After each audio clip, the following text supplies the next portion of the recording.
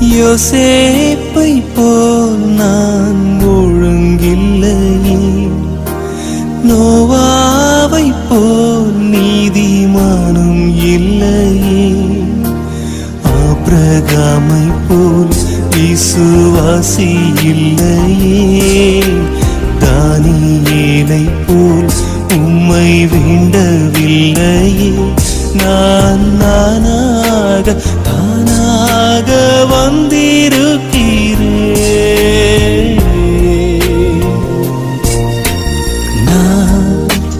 நானாகவே வந்திருக்கிறேன்.